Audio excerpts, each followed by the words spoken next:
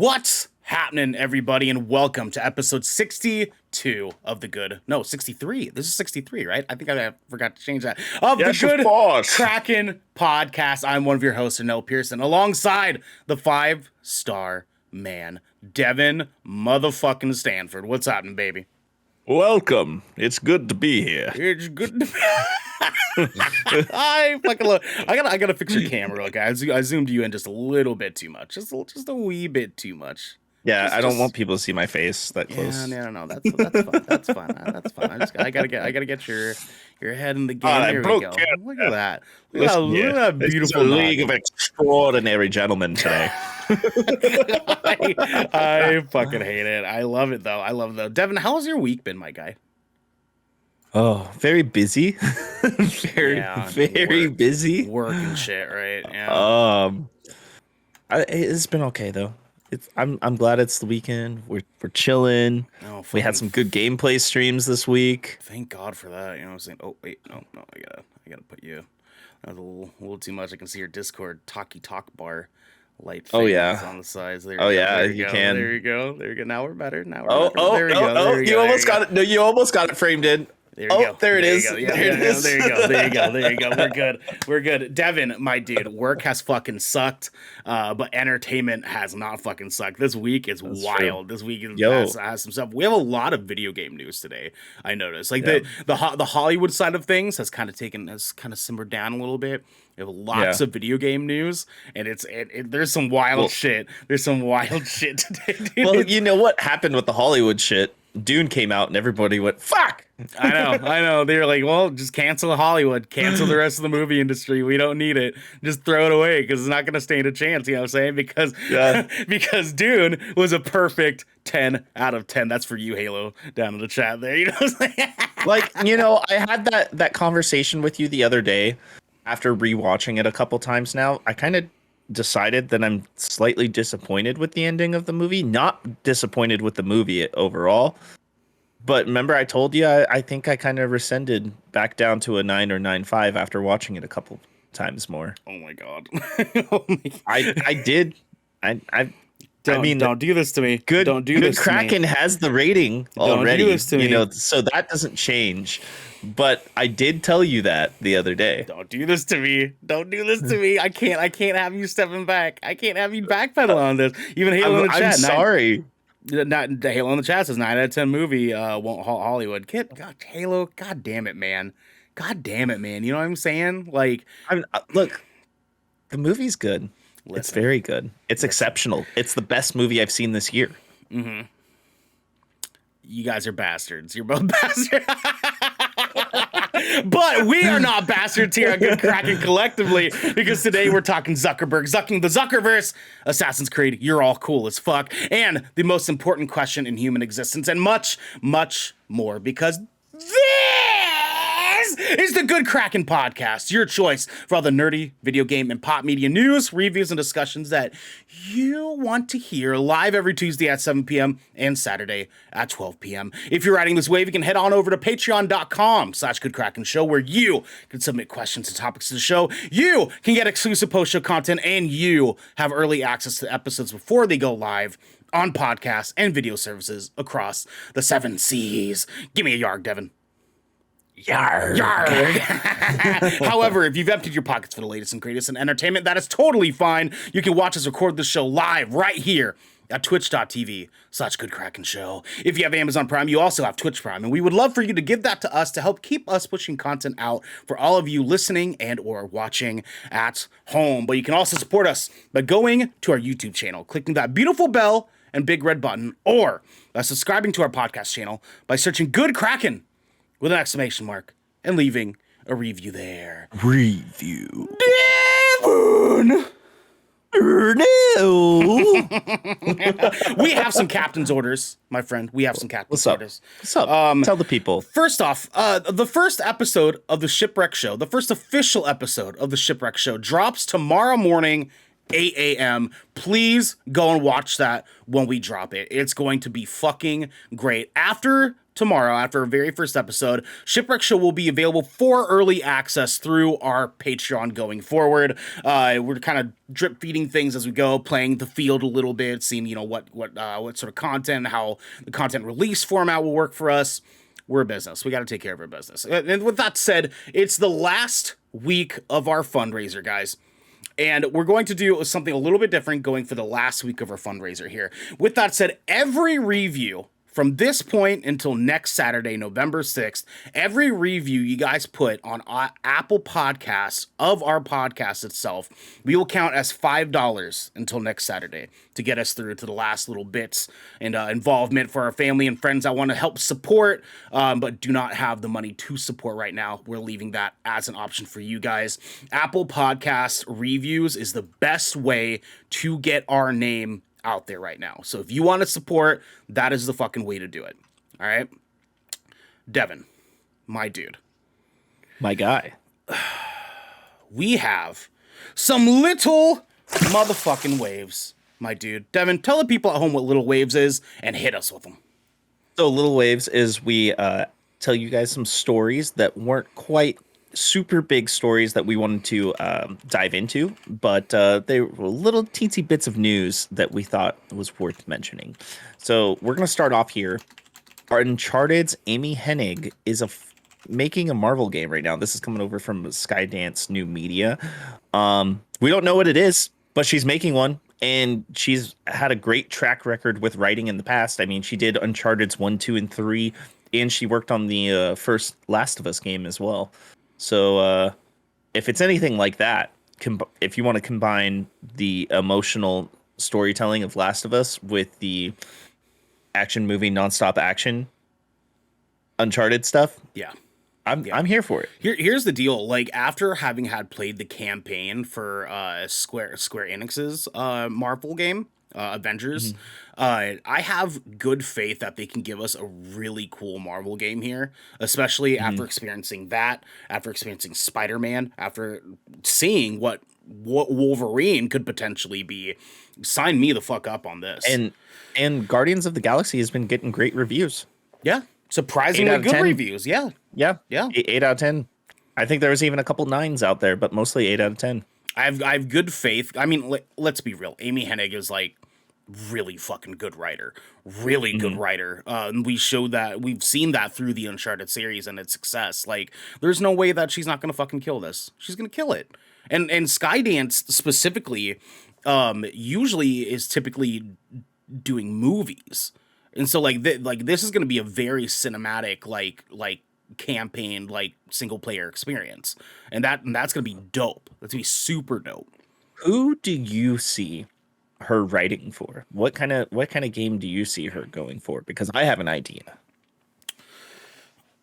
Who do I see her writing for? What do you mean? Like, as far as what Marvel character?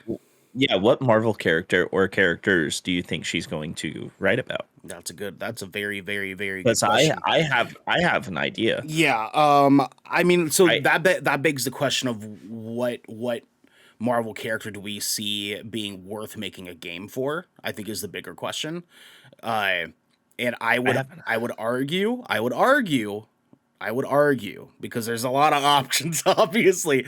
I want to venture to say this could be a Doctor Strange story.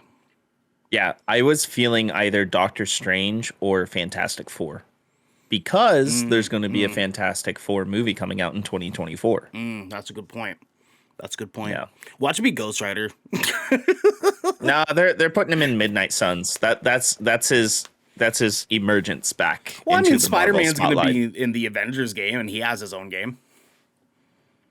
I'm just saying, like, he's not at that caliber that Spider-Man is, though. Okay, sure. He's not. That's fair. That's fair. You know that too. That's fair. Yeah, no, Like, you're right. They don't even have an Iron Man game. Okay. No, they do. It's in VR, but they do. Okay. But I don't count that, because that's like a VR experience, not like a game.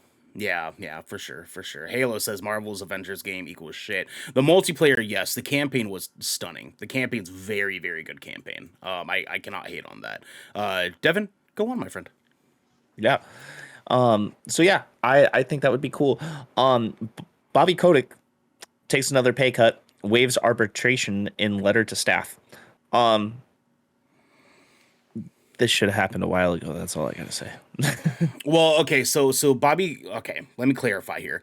Bobby Kotick took a original pay cut in April for some other shit that was going on with Activision Blizzard, which you guys go back, you can find all the information on that. We're trying to do very light coverage on this ActiBliz bullshit because honestly, we're just fucking over it. But this is important because he's doing another pay cut to save face in wake of all this ActiBliz bullshit. And honest to God, I wish someone would just Full Metal Jacket, like soap in the sock, beat the shit out of this guy.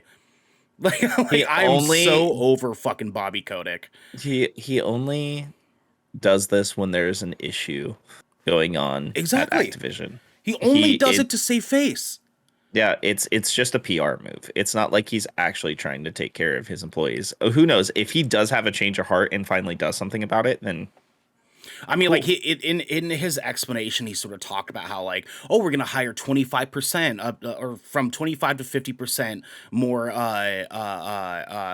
marginalized employees. We're gonna hire BIPOC. We're gonna hire all sorts of different people so we can have an umbrella of different diverse employees in our company. And I'm like, dog, you should have been fucking doing this already.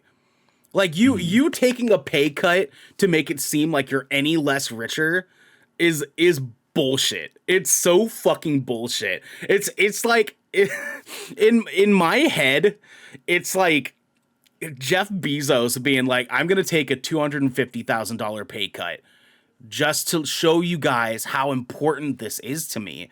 And I'm like, dog, that is dick lint compared to the amount of money that you fucking make, my dude. He probably spends that amount of money on fucking clothes in a year. Like that ain't shit. Bobby Kotick's the same. What the fuck does this tell us? Oh, I don't need that much money as long as I'm hiring. I don't fucking know. I don't even fucking know. I don't know. I'm so over this piece of shit. Yeah. There it is. PAX South has been canceled for the foreseeable future. This is due to the ongoing COVID pandemic, and I wouldn't be surprised to see that happening moving forward, at least for the next year, at least. At least. Yeah, I mean, the thing is, too, is like, what does this mean for PAX East and what does this mean for PAX West? Because it's like, PAX South is doing this mainly because COVID and because they haven't seen any growth the past couple of years since even just before COVID. So it's like is West and East like so popular that like it's fine for them? Because obviously we saw that PAX West is going to be okay. Like they're doing COVID restrictions and stuff like that. Like, is that just simply because population, because the amount of people coming in? What do you think? I think it could also have something to do with the area that PAX South is in.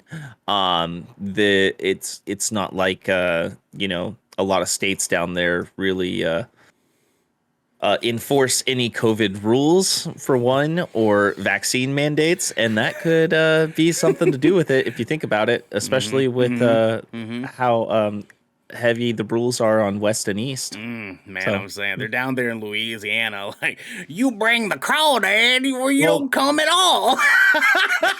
PAX South usually happens in Austin, right? Yeah, I'm just being a bitch. Yeah. This is almost infinitely worse because Texas, there are no fucking rules down there, dude. That place is a fucking hellscape. I can't believe that things happen in Texas. I can't believe people live in Texas. I can't believe like people survive down there. Like, it's legal to carry a sword in public. It's actually pretty nice down there. I'm not gonna lie. I have considered wanting to move down there before, but that was before COVID. Here's the deal, though, right? Here's the deal, though.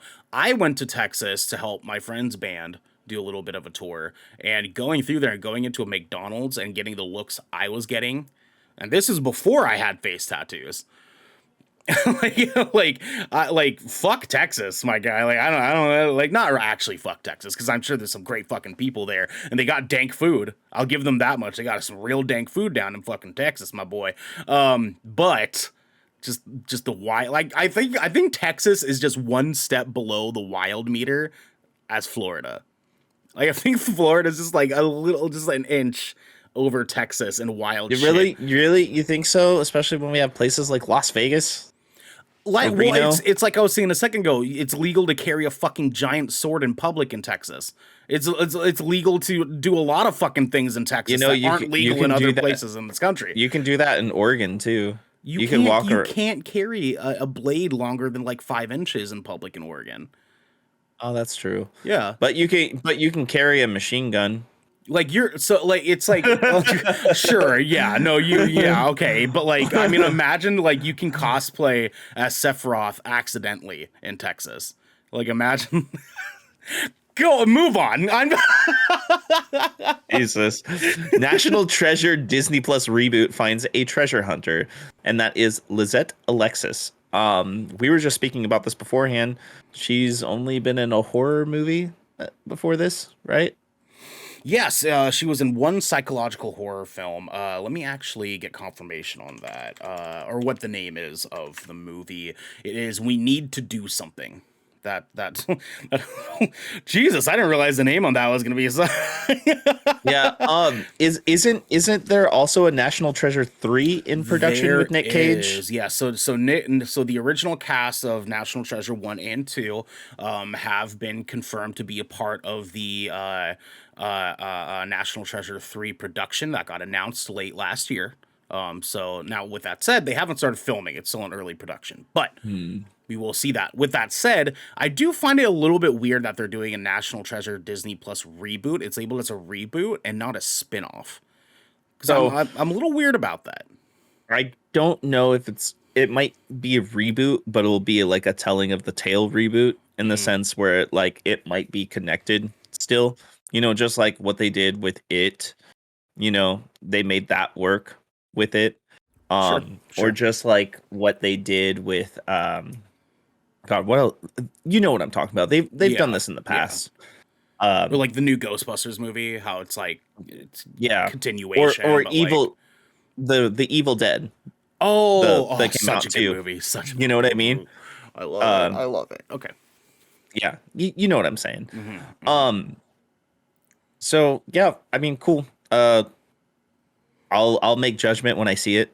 I'm not like excited, you I know. mean, like I'll give it a shot. Disney Plus hasn't No. really disappointed us yet, so I'm like, I have faith. You No. know, But I'll tell you what I am excited about. tell me, baby, tell me it. Say Resident it. Evil Village set to receive free DLC. Let's go! Oh, what Jagger up, Jagger? came in right on time and fucking chat, boy. Yes, give us that Resident Evil Village investment. We need more of that shit. Give me more. Give me more. Devin, what do you think it's gonna be? What do you think it's gonna be? Maybe more Chris Redfield stuff, or I also heard rumors of it being Ada Wong. Yes, Jagger, it's going to be free alongside a free DLC for Monster Hunter as well. But yeah, they had this buried in some of their conference call notes and shit like that. So like this gonna be good. Ada Wong coming back. Oh, Yeah, I've heard rumors about it that she was originally supposed to be in the game anyways, too, and she got cut. So I think, or yeah, Jagger makes a good point. A Rose Winter story, I'd be down with that too. that would be cool. I mean, like if we look at like the Resident Evil Biohazard first DLC, that was the brother of the dad of the family. So it could be sort of like a new character sort of situation. They could end up just kind of committing to that format again. It could be Rose Winters. She's technically a new character now because she Yeah. was a baby and now she's like a young adult or older teenager, and she has powers. Now the question though is, would they do that as a DLC or would they just make that the next game? I feel like that would probably end up just being the next Ethan Winters story, quote unquote. Well, You know what I mean? that kind of falls in line with something else it's from another company, of course, but 505 Games Control. They did the Alan Wake DLC. Yes. And now they're having Alan Wake Remastered come out. There's a lot of theory speculating that Alan Wake 2 is the next game, that they're doing. Okay. So Okay, I see it. they could do this, could be like an introduction to Rose and what her story is going to be. Kind of like was it Metal Gear Solid 5, the one before Sons of Liberty or whatever it is. No, it's there was like the infiltration like mission. Oh, the demo. It's like a demo, Yeah, but yeah, it's yeah. like a few hours long. You know what I'm talking about? Right. And that was a good demo too. Yeah, Oh, yeah. whoa, it was good. But I'm just saying it could feel like that, like an Okay. introduction to what the story could be continuing on. I could see that. You know, Jagger's on it. Like he says, the next game could be versus the BSAA. Correct me if I'm wrong. Yeah. The BSAA is the organization that Chris Redfield is part of, right? That's his team. Yeah, they're sort of like anti-umbrella. Like they do like anti-terrorism around the world and shit. Yeah. That would be cool. I mean, like, that's kind of what the part of. Oh, Jagger says no. Oh, No. if I'm wrong, that's kind of what I remembered it as. Unless they're sort of like they're not against umbrella. They're sort of like the anti-umbrella in the sense of like they're trying. Oh, the BSAA is what Umbrella dissolved into. Oh, Blue Umbrella. Okay, there we go. Thank you, Yeah. thank you, Jagger. Thank you for that correction. We appreciate it. Thank you. That would be cool. I mean, like, there's obviously a lot of a lot of different directions that they can go. Obviously, considering this village is a very big like turn in the road for what they were doing in the Resident Evil story. I guess we'll see. I like it. I like the way that they tied it all together at the end. Honestly. Oh yeah. Jagger, we more than likely will do an RE episode at some point or another. Maybe we should have Jagger come on and rate some Resident Evil games together. That'd be a good time. Yeah, Jagger, we'll talk. We'll hit you up, baby. We'll hit you up because we're some pretty big Resident Evil fans in this fucking family. So I see you, dog. We'll be not in as big contact. as you, obviously, but we very much enjoy them. Not these days. I mean, I haven't been dived into the Resident Evil world since like I think 6 and 7. So like, Guess what? It's been a minute. What? I didn't even play 6. So don't worry, Jagger. That's how much of a shit game I think it is. I didn't even play it. I love it. I love 6 and 7, but as you know, I like shitty things. I liked 5. I liked 5. I thought 5 was good. 5 is good. 6 is good. Yeah. 7's even better.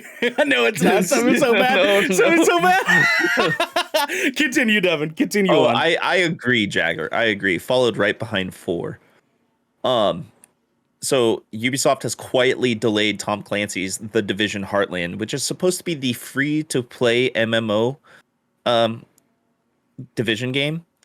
It's delayed, past 2022? Like, probably 2023, maybe 2024 at this point? Yeah, I mean, it's crazy because when they initially announced this, they kind of just gave it like a general like 2022 fiscal year announcement with no real big details and like what the game really is or anything like that. Halo like shitty things. Fully understand now why he thinks to make reviews. Get fucked, Halo. You know what I'm saying? Get fucked. I'm gonna start timing you bastards out for talking shit on me, bro. I'm so over it. But make rib is good. Thank you, Jagger. I love.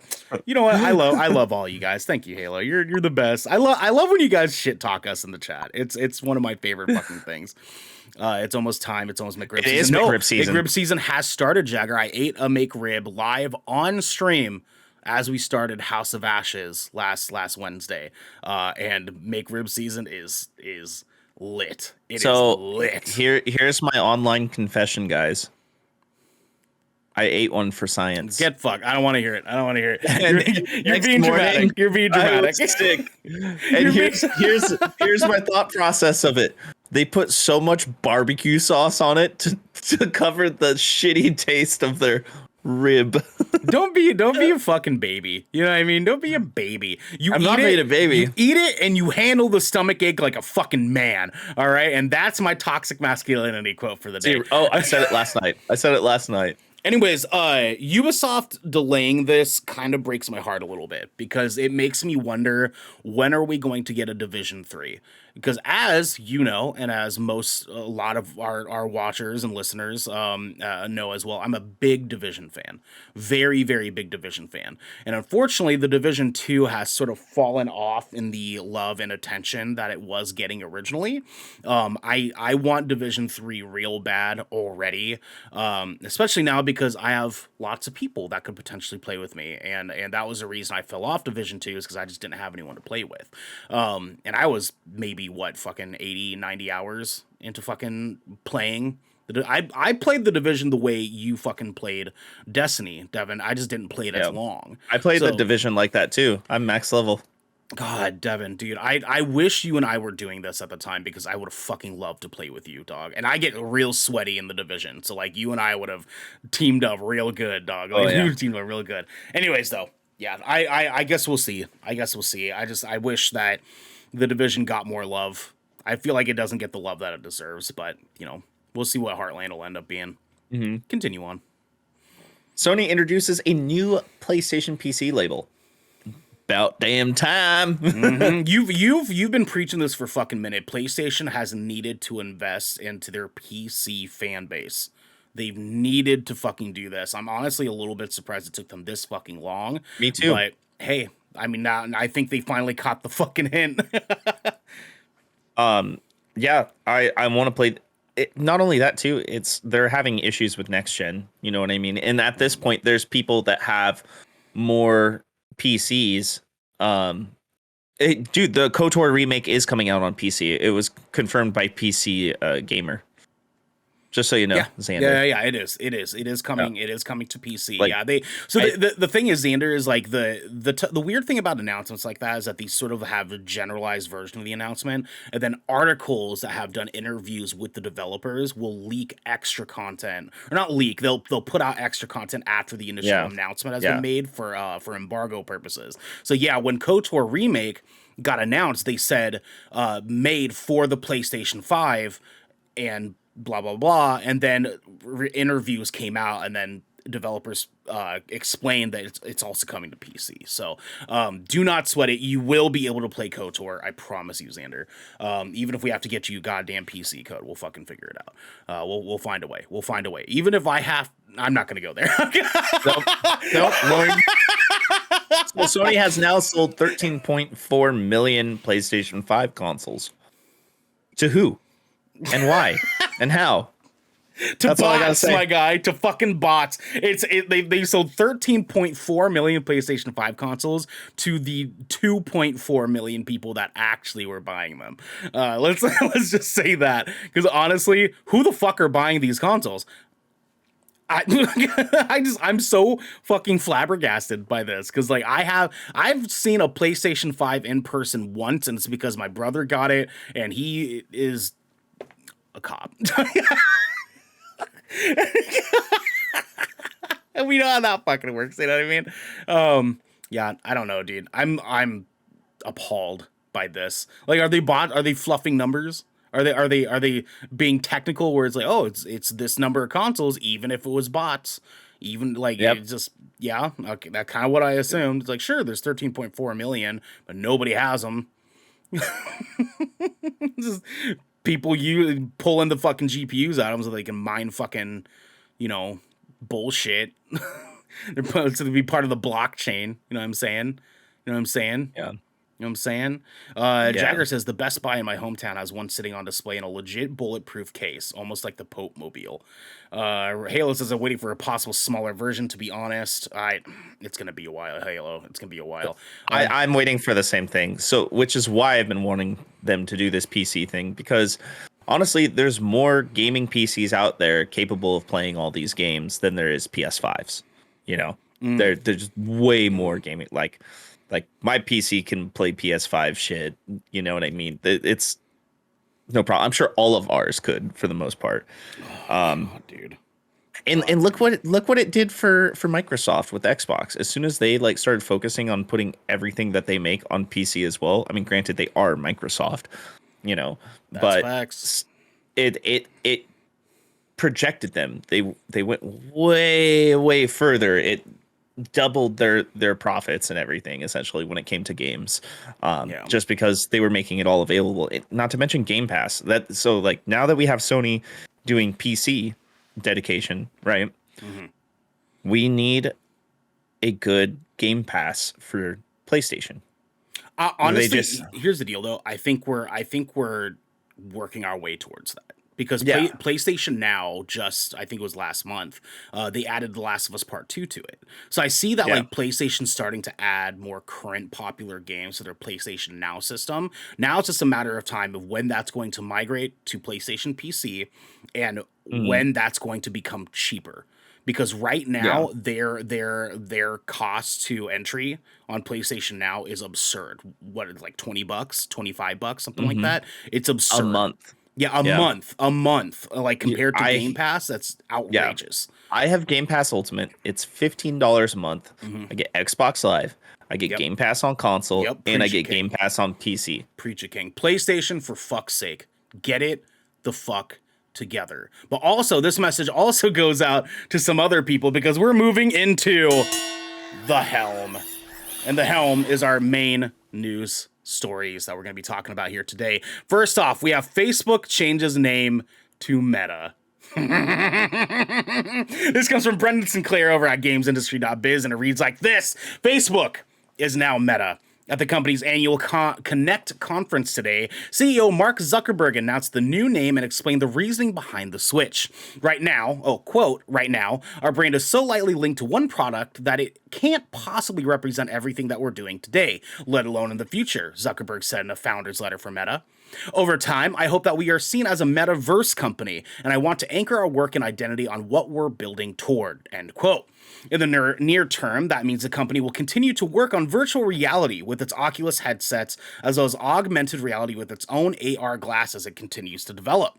As for the longer-term goal, Zuckerberg said that the company wants to build a metaverse that gives users the feeling of being somewhere else, and that he hopes to have 1 billion people using it within the next decade.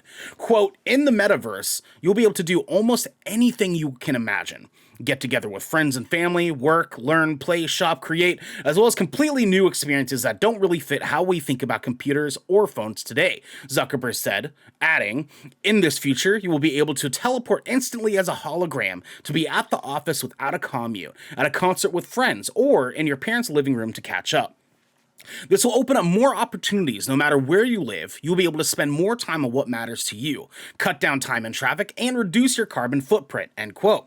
Zuckerberg added that he wants the metaverse built with privacy and safety in mind, as well as open standards and interoperability. Sorry, I've never seen that word in text before. Parentheses, Facebook was fined $5 billion by the Federal Trade Commission for deceiving users about privacy. And this month, a Facebook whistleblower came forward with testimony that the company repeatedly lied about its safety efforts around political misinformation, hate speech, and promoting ethnic violence.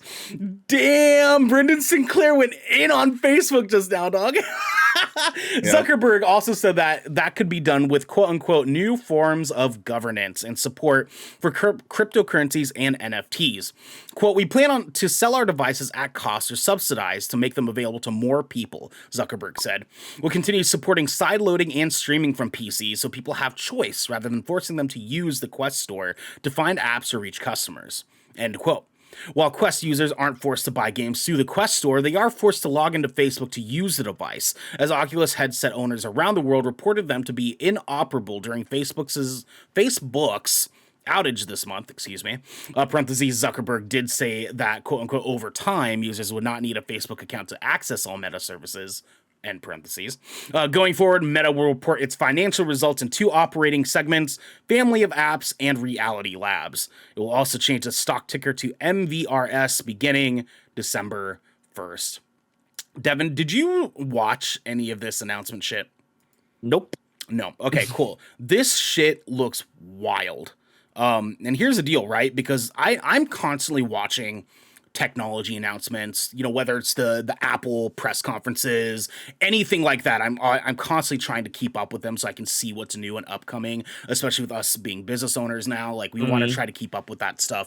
I watched a bit of this, and more specifically talking about this part, they're essentially wanting to create a virtual world for us to be able to communicate with each other. So kind of like what we do on Discord, except we will have holograms that we will be able to interact with. And they'll have hub worlds, places that we can go with our avatars. Like, it's the Matrix. He's essentially trying to create the Matrix for us. Mhm. it is wild to think that this is the direction that technology is going to go, because when it's this big that Zuckerberg himself is pushing towards this direction, the rest of the technological industry is going to follow, right? Like it's I oh, don't know if I want to do that. yeah, yeah, that's Yeah, I I'm just mean being honest. Black Mirror as fuck, right? I don't know if I want to do that. Mm, You know, like mm. I get enough of escapism out of like games or movies or TV shows I watch. I don't know if I need some virtual reality, you know, Ah, shit like that. I'm saying, Halo. You did just hear Facebook won't require login for Oculus Quest. At a certain point, it still is right now, but pretty soon they're going to be taking that off. And it is very Ready Player One. Yeah, it's interesting. I mean, like I'm very much like, I fucking can't stand when people are like, boo hoo, technology, blah, blah, blah. It's bad for society and you're learning bad habits and you're a piece of shit because technology. And it's like, it washes the hands of people who are actually pieces of shit from responsibility of being pieces of shit. So I never jump on that bandwagon of like, oh, fuck technology. Technology's bad. I hate that stupid shit. But stuff like Yeah. this is so dystopian weird. Yeah, I mean, I'm interested to see how it does, but I I don't know. It's because, you know, for me it's the McChicken, the original chicken sandwich. Imagine, Devin, you're gonna be able to eat McChickens in the metaverse. Devin, in the metaverse. I hate it here. I love it. I love it. I love it so much. The amount of McRibs I'm going to eat in front of you in the metaverse is unreal. I'm just gonna stuff my virtual face with McRibs. I hope you're ready for it. Hmm. I hope you're ready for it. Devin, what Yikes. is our next story? So, Ubisoft says Assassin's Creed Infinity will have all the elements that fans love, but it is not free to play. And this is coming from Eddie Makic over at GameSpot. So Ubisoft has shared some new details on Assassin's Creed Infinity, the code name for the company's next big Assassin's Creed game. Um, as part of Ubisoft's latest earning briefing, CEO Yves Guillemot confirmed that the title is not free to play and added that it will be a quote unquote huge game featuring everything fans love about the series.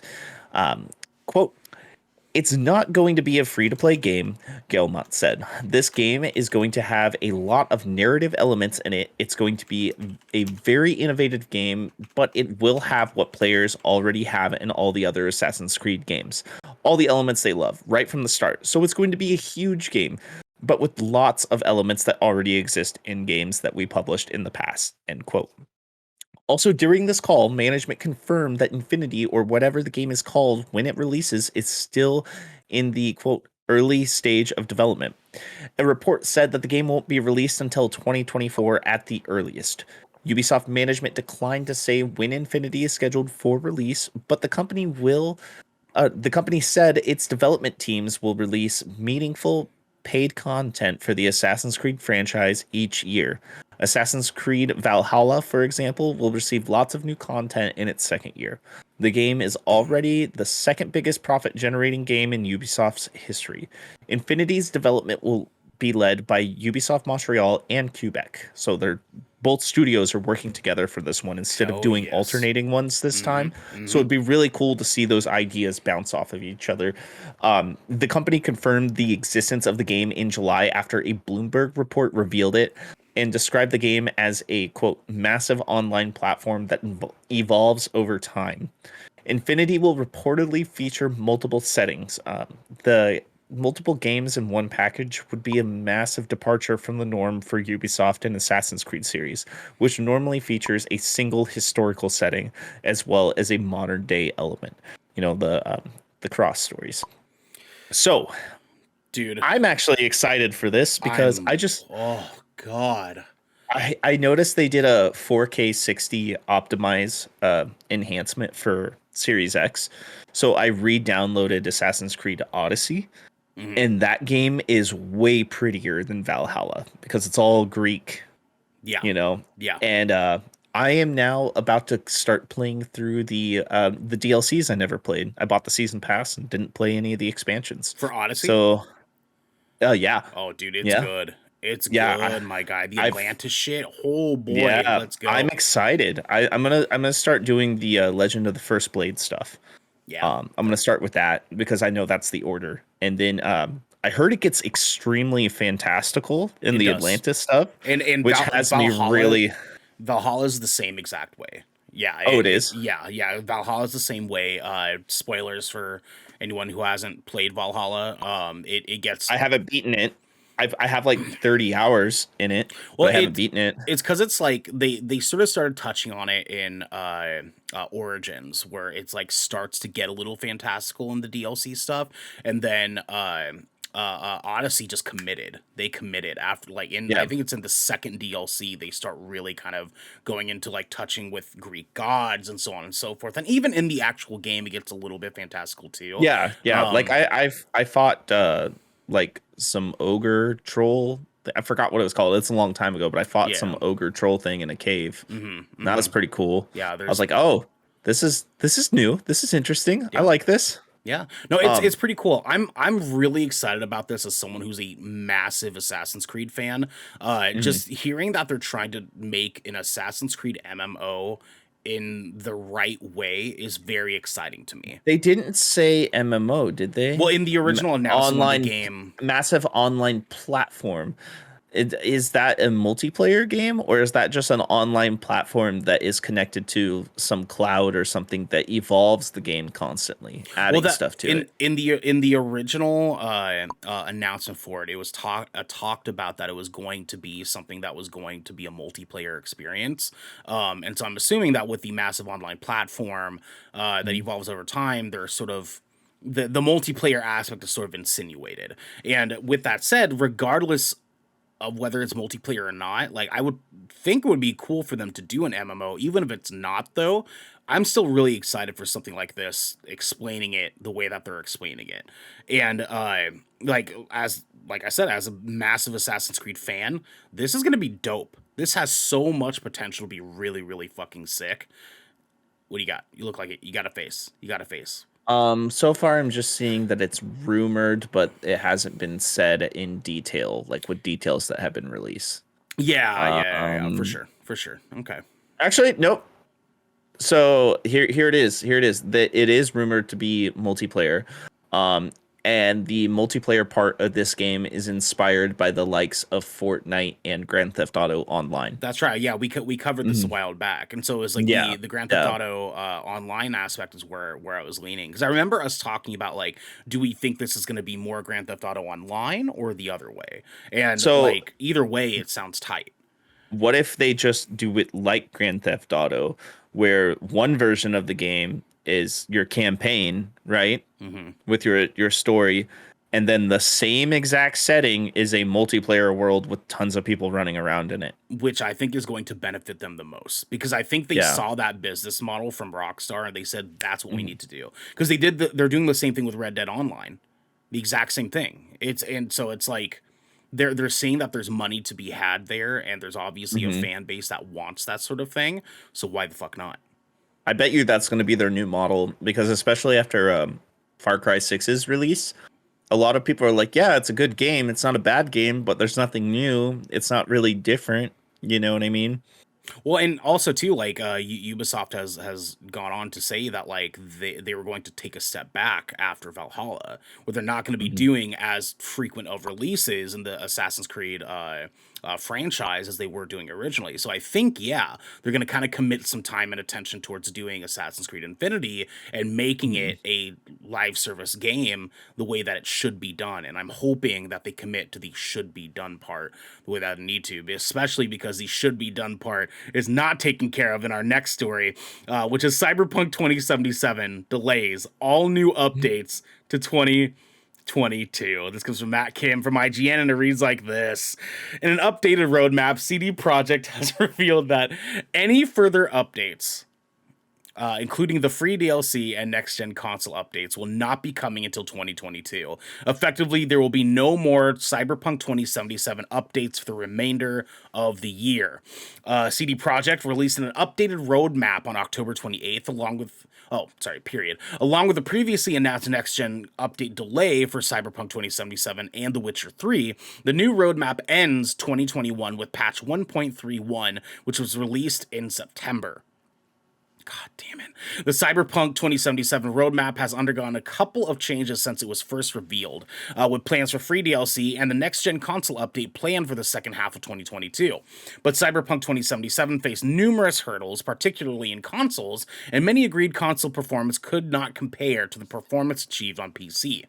It's difficult not to speculate as to the reason for the revamped roadmap, but it's clear that Cyberpunk 2077 is not at the level, at least on consoles, that players and the developers are hoping to achieve. We will have to reserve judgment on CD Projekt's progress when the patches, free DLC, and the next-gen update are released. CD Projekt has promised to be more careful about hyping its projects ahead of launches, and as work continues on Cyberpunk 2077, has mostly been heads down from the developers. We'll hopefully see more concrete updates in 2022 as per the updated roadmap. Yikes. I bought this game almost a year ago and I haven't played it yet. Yeah. Big yikes, my guy. Big fucking yikes, my dude. Dude. It's just so disappointing because I beat that game. I played the fuck out of the game. I genuinely enjoyed it, regardless of the wild fucking bugs I had experience on it. And, like, yeah, it wasn't up to par. Like, I saw my homeboy Hayden, who has the most impressive fucking setup, honestly, that I've seen, like, pictures of from, like, a friend or whatever. And god damn, he was posting screenshots. This came out on PC, because it came out on PC before it hit consoles, right? He was posting screenshots and just, oh my god, this game looked beautiful. And I remember firing up Cyberpunk 2077 on my PlayStation 4 Pro on my 4K TV, and I turned it on and was like, this looks nothing like the screenshots I had seen. Nothing. Like, I was getting texture tearing from my character looking in a mirror, and for the rest of my game experience, I couldn't look at my character in a mirror because the textures were fucked up, his face was gone, like, bugs galore, but the story's so good. The story's so good. The gameplay is so much fun because it's virtually Fallout. It's Fallout, but better with shitty console graphics. Like, It's not better than Fallout. Devin, you haven't played it. The campaign is so good. It is so good. Obviously, I'm giving this as an opinion because, like, I don't honestly firmly believe it's better than Fallout. Obviously, as Fallout wouldn't be getting the love and attention that it gets. But I personally preferred the campaign story in Cyberpunk to a Fallout 4 that we had. And what about Fallout 3? No, Fallout 3 is a fucking classic. See what I mean? That's what I mean. That's what I mean. Get the fuck out of here. You know that. You know what I'm saying? What about New Vegas? I personally preferred 3 over Vegas, but, like, that's just Vegas is taste. Amazing, though. It is amazing. It is amazing. Like, never am I saying that that's a bad fucking game. But I know. I'm just disappointed. I wish CD Projekt Red would get their fucking shit together, man. Yeah, I bought it on Series X because I just got a Series X. It was supposed to have a next gen update the month after it came out. I pre-ordered it, I bought it, and I've put maybe 4 hours into it, and I was like, I'm gonna wait for the update, and it never happened. God damn, dude. Now, and we were talking about it before the show, and before I even saw that this was in our news stories, and I've been contemplating buying it on PC because I just upgraded my rig and do it. I'm telling you. I'm not going to spend $40 on a game I already spent $60 on. You know what I mean? I'm not going to spend $100 on Cyberpunk. It's just disappointing that they messed up this bad. Honestly, like, this is, especially after Witcher 3. Like, this is a big fucking flop. This is some of the most right. disappointing things that's happened in gaming to me. I mean, I'm not going to be mad. I'm not going to talk shit to developers or anything, but just as the way that this release was handled at all, like they should have just delayed the game a year on consoles. It should have not come out on consoles at all yet. You know? Yeah. Like they should have spent time ironing out the kinks and making sure the game was playable, because they knew it wasn't playable before it even came out on console. They already knew that. Yep. So instead, they've been having to constantly update this game and come up with a bunch of PR and waste a bunch of time on social media when they could have just been like, "Hey, we're working on it." You know what I mean? Dude, I know. I guess we'll see. I'm hoping by 2022 they can maybe have their shit together. Highly doubt it though. We'll have to fucking see. Devin.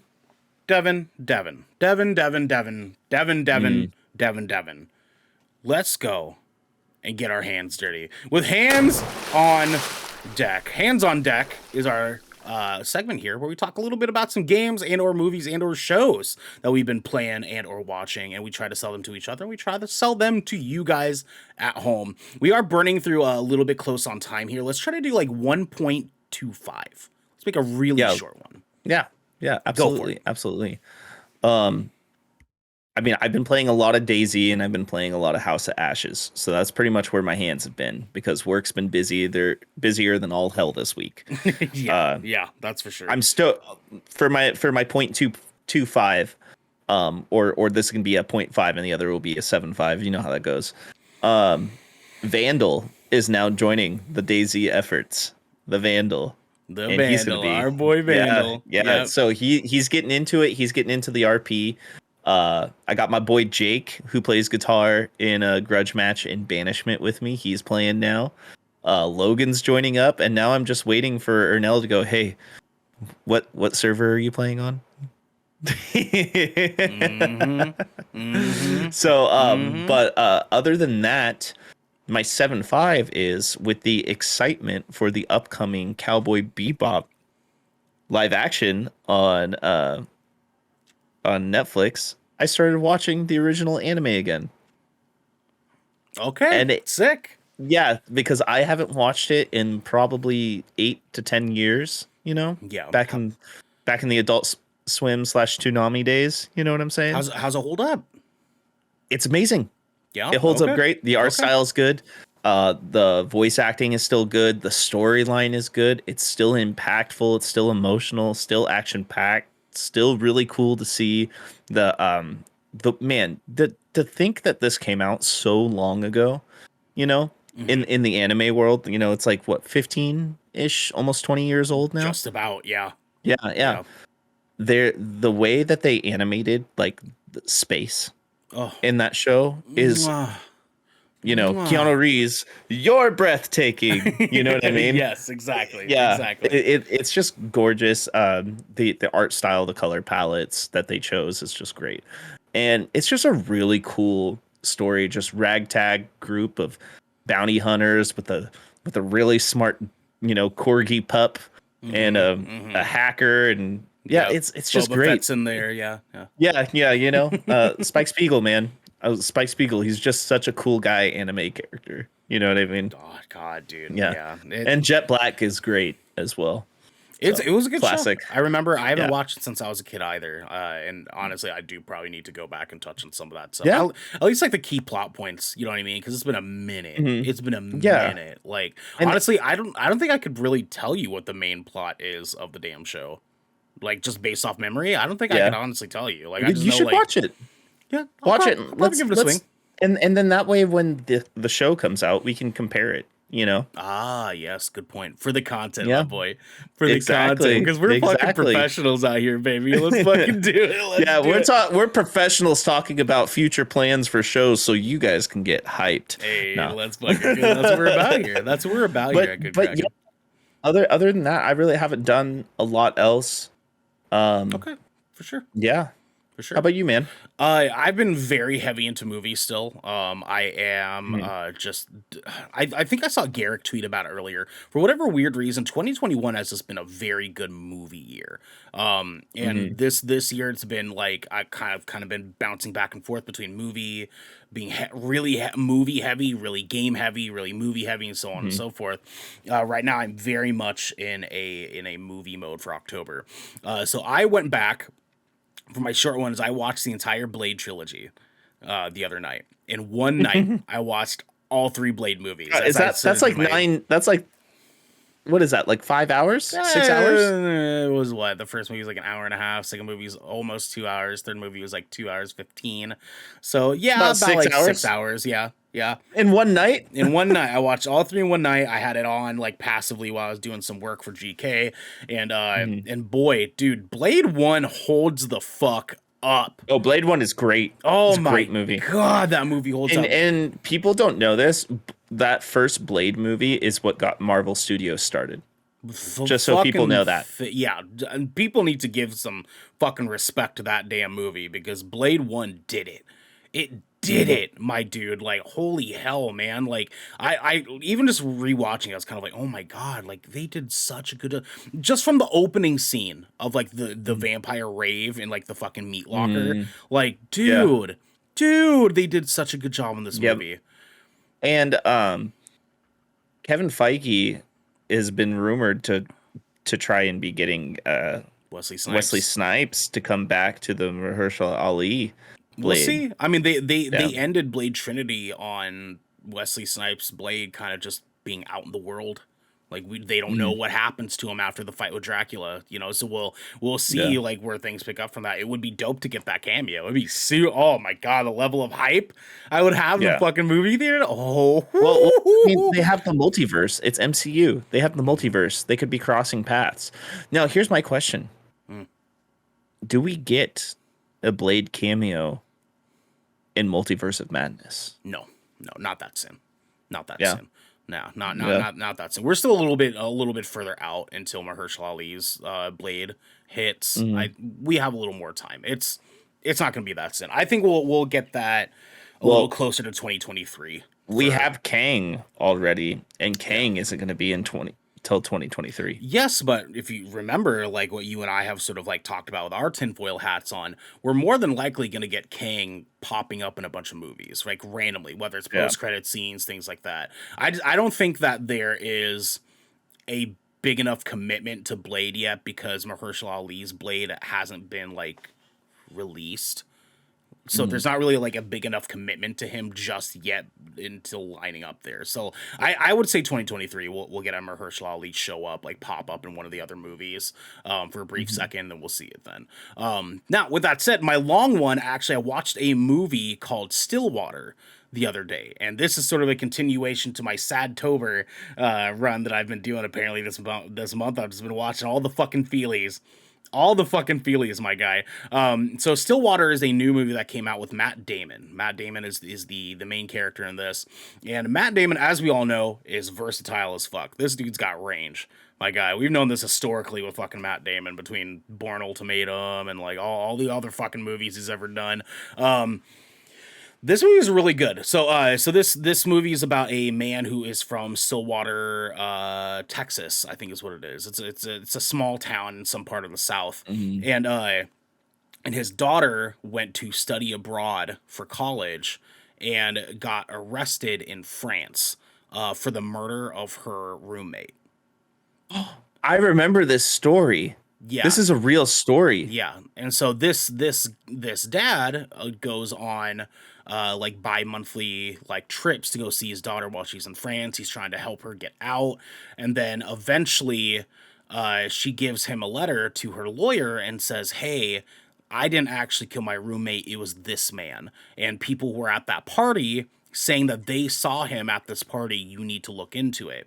But because of France's like prison law for murders and stuff, the lawyer that she had didn't feel like it was worth looking into. So Matt Damon, the dad, takes matters into his own hands and tries to fucking find this kid himself.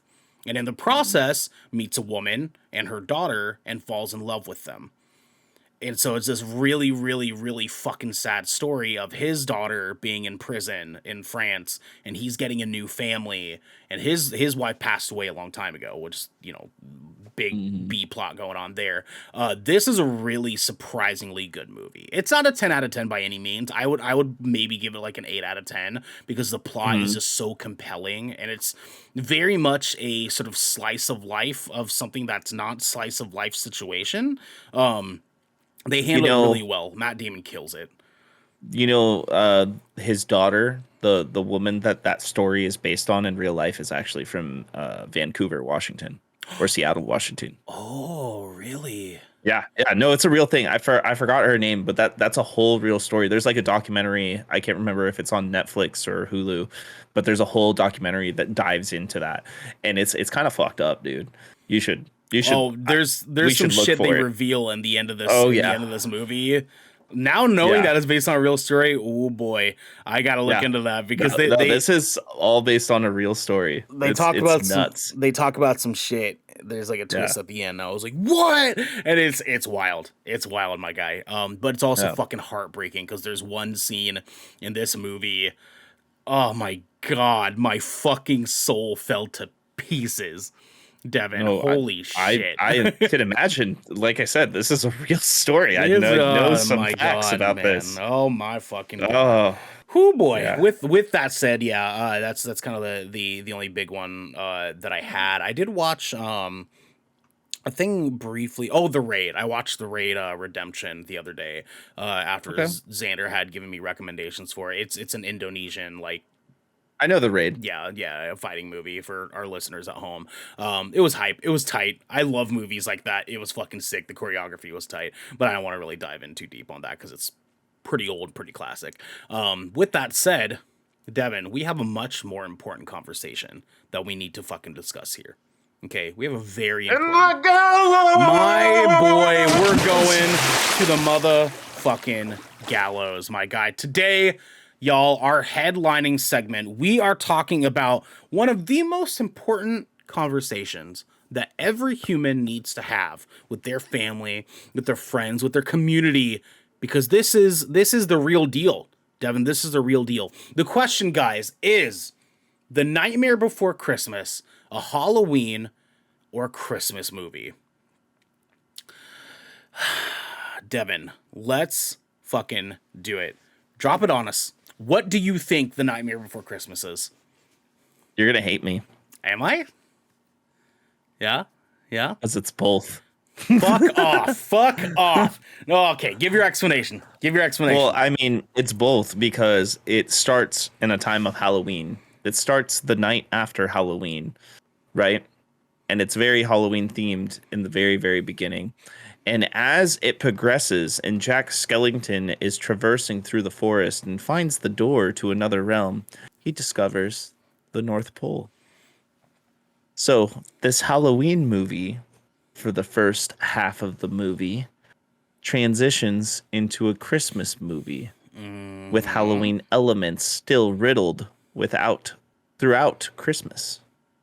Okay. So it is in fact both because it is Halloween celebration through Christmas. So it is in fact both a Halloween movie and a Christmas movie and a love story. You're right, I do hate you. So my argument here is this is a fucking Christmas movie. This is a Christmas movie as fuck. This is such a fucking Christmas movie. Here's why. Here's why. Let me explain. Let me explain. Be cool, chat. Be cool, listeners. Okay? I don't want y'all atting me on fucking Twitter. All right? This is a fucking Christmas movie. And this is why it's a Christmas movie. Okay? Because a majority of the fucking movie is focused on fucking Christmas. The only part of this movie that is Halloween is the fucking theme song and the aesthetic of Halloween Town. And that's it. That's it. That's the only It part of has this. monsters. It has monsters and throughout the whole movie, including when people open their presents. Well, that's what I mean is the aesthetic of the characters, the aesthetic of the setting and things like that. And Like, sure, he's those the are Pumpkin Halloween. King. But that's He but that's resembles Halloween. but He is the icon. that's such a minimal detail of the Halloween stuff, my guy. This story, even just like in its raw core, is about seasonal depression and being like, I want to get away from the things that I already do all the time. What's this? Yeah, I just did that. Christmas? What is Christmas? And then the rest of the movie is about Jack Skellington trying to celebrate Christmas, and he's happy. Celebrate. He's trying to celibate. He's trying to become celibate. He's trying to celebrate Christmas and get into the Christmas spirit, the holiday spirit, and have fun doing it. Halloween is just who he is. I feel like it's just it's no like Halloween's just the setting. It's no different than this being about some random family. Did you just hear what you said? You said Halloween is the setting. Yeah, but what I'm saying is it's no different than if this was just some family from a different country that doesn't celebrate Christmas. Halloween is just the setting of the family. It's just the family. It's just the explanation of the family in that scenario. That's it. They even have a song. This is Halloween. This is Halloween. That's the Halloween. only Halloween. That's the only song in the entire movie that refers to Halloween. That's it. That's the only one. The rest of the songs are about Christmas. No, there's only one song about Christmas. The rest of the songs are about people dealing with being trapped in towers and people being sad about not feeling like they have enough in life and stuff like that. The Jack and Sally song, sure, is one that's not relevant to Christmas. But What's This is about Christmas. Sandy Claus is about Christmas. Like, I mean, What's this? Do. And let's be real. What's This is a fucking banger of a song. Yeah. All right, it's a fucking banger of the song. All right. Let's be real here, Devin. Let's be real here. Okay. Nightmare Before Christmas is a fucking Christmas movie. All right. It's all both. Right? And I gave my reasonings. There's no fucking way it's both. It starts as a Halloween movie and then has elements of Halloween throughout the whole movie. It has 20 minutes of Halloween. No, if even the whole movie, because it's all monster based. There's a bunch of monsters in it and stuff like that. Oogie Boogie, all of that is Halloween based. Is it though? And that's yes, and it's throughout the whole movie. But it's Oogie Boogie with Santa though. He has Santa. He literally has Santa. He's torturing Santa in a Halloween setting. It's a Halloween and a Christmas movie. It is both. I mean, okay, just because bad things are happening to Santa, it makes it not a Christmas movie. What is bad Santa? I never said Santa it wasn't. I never said it wasn't a Christmas movie. I'm saying it's both. So like, your argument is me saying it's both. So you're saying it's both Halloween and a Christmas movie. Would that categorize it as a Thanksgiving movie? No, I do they wait? They do have a turkey in there, don't they? At some point, there's the part where he's in the forest that separates into the different holidays and shows a turkey there, but they never actually go into the no, it's not a Thanksgiving movie. It's just a Halloween and a Christmas movie. But I say Thanksgiving movie because like in order for it to land perfectly between Halloween, that's dumb. Christmas. That's not. Yeah. Okay. No. All right. I'll go fuck myself. I guess it's never perfectly in between Halloween and Christmas because Thanksgiving is always the third Thursday of every November. It's not an actual date. Here's the deal though. This movie came out on October 29th of the year it got released. So like I'm surprised you're not leaning towards it being more of a Halloween movie than both. Well, because it has Christmas elements too. I stand by my reasonings. You're such bullshit. This is so. I hate you. No, you're wrong. You're fucking wrong. No, that's totally a fucking Christmas movie. No, I'm not. I'm not wrong.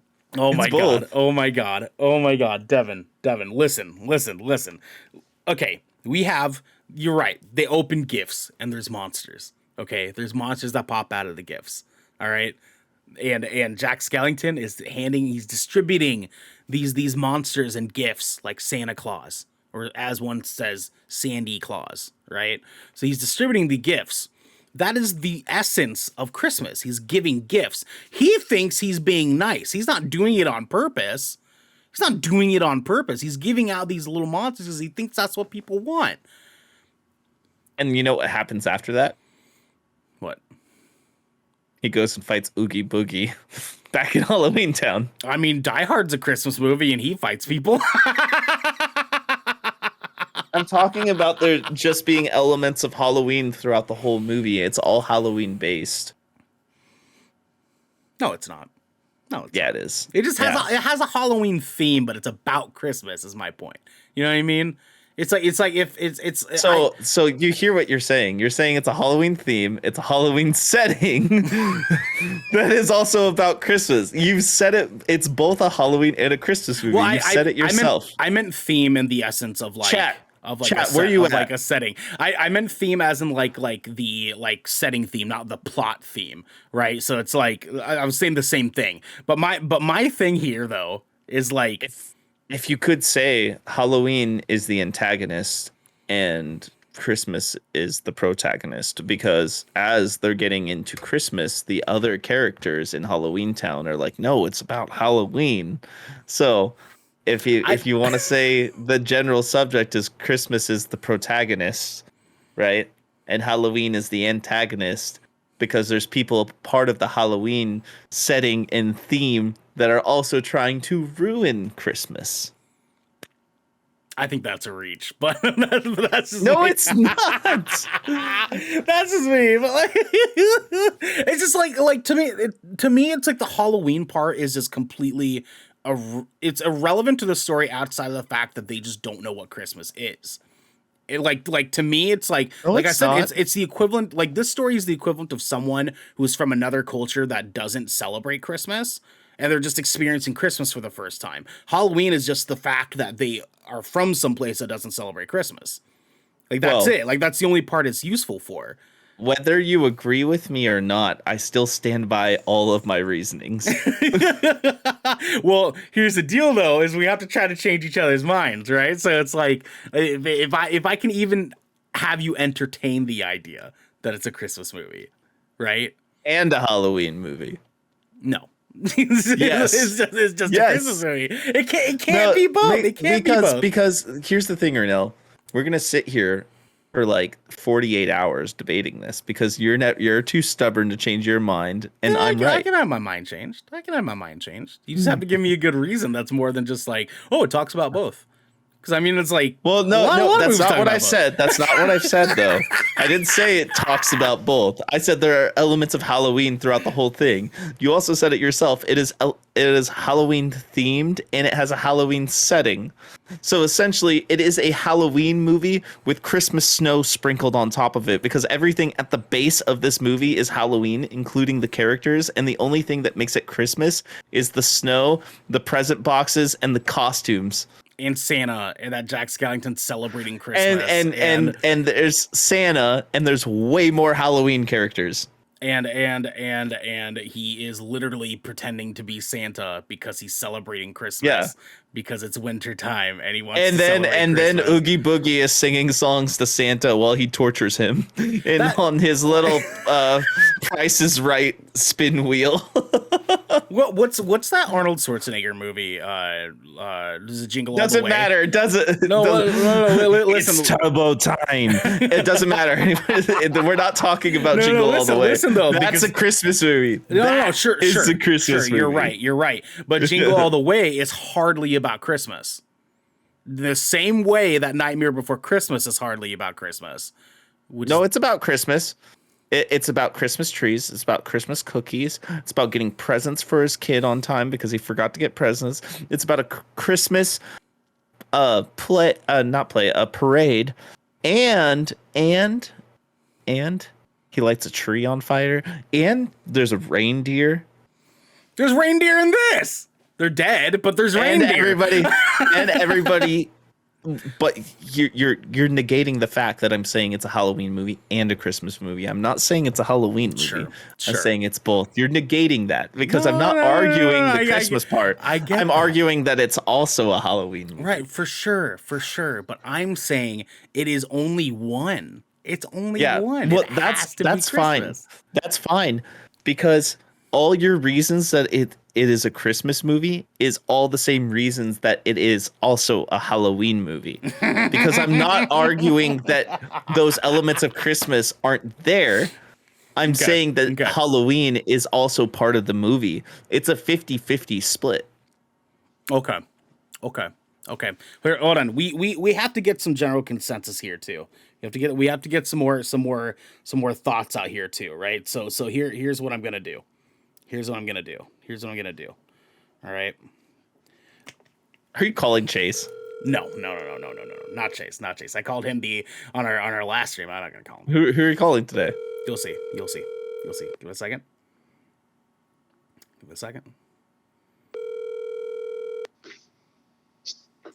Hello? Xander, you're on the Good Kraken Show. How are you? I can't hear him. Good, how are you? Oh, there he is. I'm doing okay. I'm doing all right, my friend. Hey, I have a very important question for you, Xander. All right, hit me with it. Okay, great. Is The Nightmare Before Christmas a Halloween or Christmas movie? God, that's a rough question. That's fair. Can't hear me. I'm gonna go with Halloween.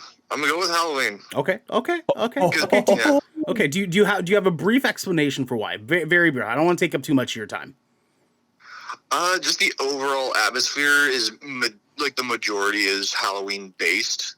In my opinion, like just the overall atmosphere of the movie is very Halloweeny with like a dash of Christmas. Like I don't knock anyone for wanting to watch it around Christmas time, but ultimately I do feel like it's more of a Halloween themed movie.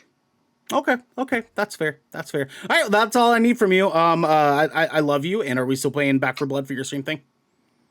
Yes, sir. 8:45 Eastern time. Meet up in Discord. Eastern time. Oh, okay. 5 o'clock. Okay. All right. And okay, I love you, and you're wrong. Bye. So he just supported my claim. I mean, I'm not saying it's just a Halloween movie, but yeah, you're gonna keep calling people just so they say it's a Christmas movie. Oh my god. Did I mess something up again? No, Raven. Hi, you're on the Good Kraken Show. I love you. Hello, how are you? What I do? You're on the Good Kraken Show. How are you? I can't hear you. Oh, you can't hear me. I said hi. You're on the Good Kraken Show. How are you doing? You're like, what are you in a wind tunnel? No, I have the microphone pointing. 1999? I have the microphone pointing towards or my mouth point. You're talking into my microphone.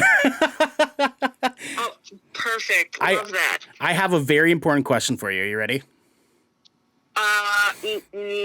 Yes. Awesome. Is The Nightmare Before Christmas a Halloween or a Christmas movie? Both. God damn it. Okay, that's all I needed. I don't want to take up too much of your time. I love you. I love you. Bye. Bye. Great. So far I want to fucking die. So you realize it's technically 3 against 1 at this point. Well, no. Okay. No. 2 against 1 and 1. 2 against 1 and 1. Yes. Okay. And then we have to get. Here we go. I don't know. Xander in the chat. How many? Garrick, hi. You're on the Good Kraken podcast. How are you doing? Oh Lord. Garrick, I have a very important question for you, my friend. Do you have time? I suppose I can make time. Awesome. Perfect. Garrick, is The Nightmare Before Christmas a Halloween or a Christmas movie? Okay, do you want me to actually pick a side? Because my immediate answer literally just wants to be yes. Both is essentially what he just said. God damn it, Garrick. God damn it. Okay, that's fine. I'll take that as an answer. I love you. Bye. Yeah, bye. So officially, Good Kraken has now stated that it's both, because even if Genesee says it's a Christmas movie, that's still 3 against 2. That's fair.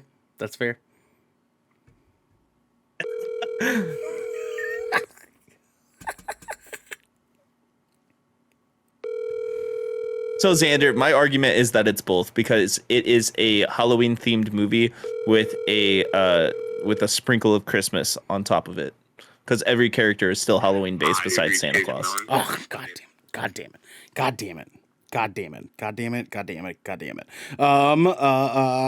And of course, one of the most important opinions here that we have to get. Obviously, duh. You know what I'm saying? All right. If we're gonna do this, I'm gonna call Sierra. Sierra doesn't have an opinion here, a good Kraken, okay? Oh? Genesee, hello. You're on the Good Kraken show. How are you doing? Oh, fuck. Hi, everybody. How are you?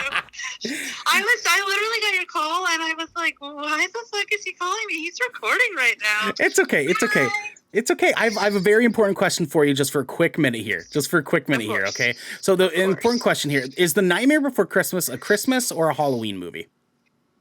Okay, so, did you guys talk yet about what I told you about, The Nightmare Before Christmas at Disneyland? Yes. That I mentioned to you? You did? Okay. So then you know that at Disneyland, which is, I grew up going to Disneyland, we're Disney hoes over here, the Disney gays. Yes. It is both. And so I firmly believe it's both. God damn it. Damn it. Sorry. No. Okay, that's all I got for you. I love you. Bye. Love you. Bye.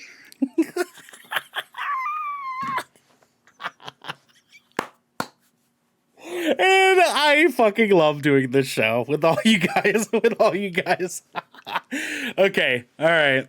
All right. One second. I'm getting my partner's thing. Okay. Oh, never mind. She said she can't talk on the phone right now. Oh, damn it. Okay. Damn it. Okay. All right. That's but she did text me. Oh, okay. Oh, she texted me to give me her opinion. She thinks it's both. I'm going to shit in my own pants. I'm going to shit in my pants live on camera right here in front of all of you.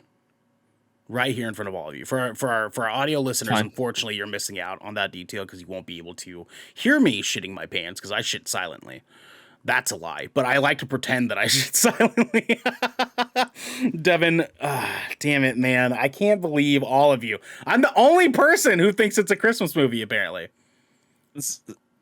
I'm the only person who thinks it's the Christmas movie. Xander apparently. and the Vandal think it's a Halloween movie, but Xander sees it does kind of agree with me on what I've said. At least that's what. God damn it. I think it's a Halloween movie because it does that thing that Halloween lovers do and just invades everything that isn't inherently Halloween. That's a good point, Vandal. Yep. That's a good point. You guys are wrong, but it's a good point. You know what I'm saying? I'm just saying. So the general consensus from all of Good Kraken is that it's both. The general consensus, yeah, besides me and Xander. We're the only ones that shows a fucking side. You fence sitters, okay? You fucking fence sitters are just out here just being like, oh, it's both because I don't want to have a fucking debate about it. Like Genesee over here, you're forgetting the duality of a man. Jack Skellington does it both. Ugh, fools. Yeah.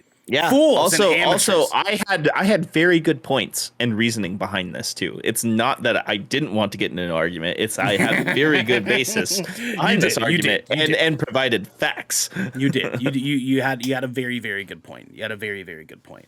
You guys are wrong, but you had very good points. Entirely not wrong. You're wrong, Ernell. Genesee, we're not like fence sitters. Most of the time lately. Genesee, we're not fence sitters. We go both ways. That's fair. That's fair, Genesee. That's fair. I like that. No, that. Devin, you're wrong because the McRib is fucking delicious. It's delicious, okay? And here, actually, according to statistics, that most people think it's disgusting. What study have you fucking seen that has tested whether or not the McRib is good? You better drop it to me in assets. You better drop it to me in fucking assets, or I swear to God, there's not a bit of me that fucking thinks that this is happening. All right, Vandal, you're hurting your credibility. God damn it. I just found this in the Steam community. Why do people hate the McRib? And it goes, someone goes, the same reason Minecraft looks like shit. That's fair. That's fair. And then another person goes, I think it's the sauce they use. It's nasty. Though it's been years, I tried it, and it's still nasty. Oh my fucking god. And these are people we don't know. Pigs are as smart as dogs, you know? Oh my fucking god. Well, I guess. And then someone replied to it and said, I would rather eat a dog. Oh my god. Oh my god. What the fuck? Oh my god. Anyways, it sounds to me like the general consensus here at Good Kraken, I have been outvoted. Nightmare Before Christmas is both a Halloween and a Christmas movie. As much as that leaves a bitter taste in my mouth to not pick a goddamn side, I have been outvoted. Me and Xander both have been outvoted. And you guys in the chat and at home are probably going to agree that it's maybe both. Maybe. If you're a fool. It is both. It's not maybe. It's both. If you're a fool and you just out here just wearing fucking tank tops in the winter time, you know what's I guess, funny? You know what's funny? It's just hearing your pride crushed in this outro right now. I don't get it. I don't get it. You know, I was so confident thinking that it's okay. It's okay. Just let it break away. It's all right. You can build your pride back up later when you're actually right about something. Just let it crumble. It's like a while away back. Right now. A while back, I was shitting all over on Scotland for being Scotland. And I didn't realize that I was pointing the finger at the wrong people here. Okay, Scotland. There's nothing wrong with Scotland. Scotland's just being Scotland. The real problem is Switzerland. Why? Because they're Switzerland. Like, they're out there just living in their fucking cabins, you know what I'm saying? In the fucking mountains and shit. Who does that? Just drinking hot chocolate like it's coffee. That sounds awesome, actually. what a bunch of fucking fools over there in Switzerland. Like, is Switzerland even a real country? I don't think so. I don't think it fucking is. You know what I'm saying? And I bet in Switzerland, they also think Nightmare Before Christmas is both a Halloween and a Christmas movie. What you guys are telling me is that you fuckers are from Switzerland. That's what I'm hearing. An imaginary country. An imaginary fucking country. You know what you sound like right now? You sound like a snowflake. So like Alex, what's his name? Like a snowflake. Well, what's his name? Alex, whatever. The guy would like scream on like newscasts. Vandal's like, holy cheese. Fucking Switzerland out here pretending to exist like birds. Like birds. I want a turkey and ham sandwich with some Swiss cheese on it right now. A bit of olive oil on some tomato, some romaine, with some salt and some pepper. Is that what they eat in Switzerland? Is that That's what I eat. That's imaginary food that they eat in Switzerland? Yeah, imaginary. Mm-hmm, because the Switzerland people aren't real. That's what it is. Just like birds aren't real. But our schedule for next week is real. Because on Tuesday, we're doing another Good Kraken podcast. That is going to be us doing a continuation of our nerdy, lame video game questions list. We're going to be here with me and Devin and Garrett giving you all of our stupid video game opinions that we have. Vandal said this is some of the sorest losing I've ever seen. You know what? That's fair unless you go back and watch some gameplay of Devin losing in Knockout City. Wednesday, we have House of Ashes Part 3. Me and Devin are going to be finishing House of Ashes on Wednesday. We finally figured out that our schedule does have some fitting for it. And we are going to finish that game that night. It's going to be lit. We are really excited to fucking finish that game.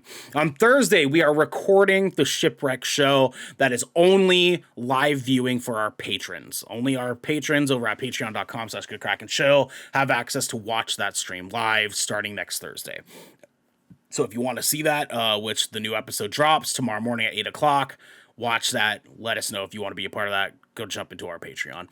Friday, we have our very first stream of what we are calling Splash Damage. And with Splash Damage, that is going to be our multiplayer party games. Every Friday night, we'll be playing games with me and or Devin and or Garrick and everyone here at the Good Kraken family that you just heard me calling. And other people too. And other people. We will have, well, maybe, yeah. We'll talk about that later. But we be having the Good Kraken family playing a bunch of different fucking like multiplayer party games. It's going to be lit.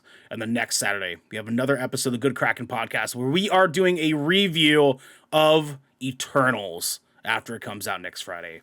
It's going to be tight. Guys, please let us know in the comments below on Twitter, on Instagram, wherever you can find us, whether you think A Nightmare Before Christmas is a Halloween or Christmas movie. We want to hear from you guys. We love all of you, and we hope that you love us because this has been the Good Kraken Podcast, your choice for all the nerdy video game and pop media news, reviews, and discussions that you wanted to hear live every Tuesday at 7 p.m. and Saturday at 12 p.m. right here at twitch.tv/GoodKrakenShow. If you enjoyed the show, you can head on over to patreon.com/GoodKrakenShow, where you can submit questions and topics to us, get exclusive post-show content, and have early access to episodes before they go live on podcasts and video services across the 7 seas. You can also support us by going to our YouTube channel by clicking that beautiful bell and big red button, or by subscribing to our podcast channel by searching Good Kraken with an exclamation mark and leaving a review there. We have a post show we have to go record, but until next time, my friends, be good to each other. And connect those tangs. I forgot the tangs. Gotta get the tangs. The tangs. Get those tangs. Right? Tangs. Bye. We love you. Bye.